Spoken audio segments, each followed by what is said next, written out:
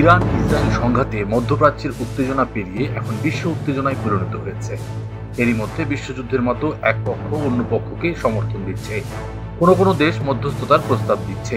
তবে সংঘাতের মধ্যে সম্ভাব্য যুদ্ধ পরিস্থিতির জন্য প্রস্তুতি নিচ্ছে মধ্যপ্রাচ্যের দেশ তুরস্ক। এছাড়া ইরানের সঙ্গে সীমান্তে নিরাপত্তা জোরদার করেছে দেশটি। বৃহস্পতিবার 19 জুন বার্তা সংস্থা রয়টার্সের বরাতে এ খবর জানিয়েছে আল জাজিরা।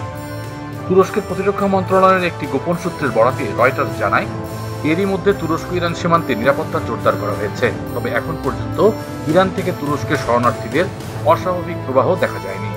সূত্রটি আরও জানায়, তুরস্কে স্থানীয়ভাবে বহুস্তর বিশিষ্ট উৎপাদিত রাডার ও অস্ত্র ব্যবস্থা নিয়ে কাজ করছে। এরই মধ্যে সমন্বিত বিমান ও ক্ষেপণাস্ত্র প্রতিরক্ষা ব্যবস্থা তৈরি করেছে দেশটি। সম্ভাব্য যুদ্ধ প্রস্তুতি উচ্চস্তরে রাখাই দেশটির উদ্দেশ্য।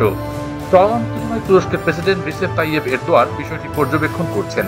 এই যুদ্ধ পরিস্থিতি নিয়ে তিনি মার্কিন প্রেসিডেন্ট ডোনাল্ড ট্রাম্প, ইরানের প্রেসিডেন্ট মাসুদ পেজেশকিয়ান ও রাশিয়ার প্রেসিডেন্ট পুতিনের সঙ্গে ফোনে আলোচনা করেছেন।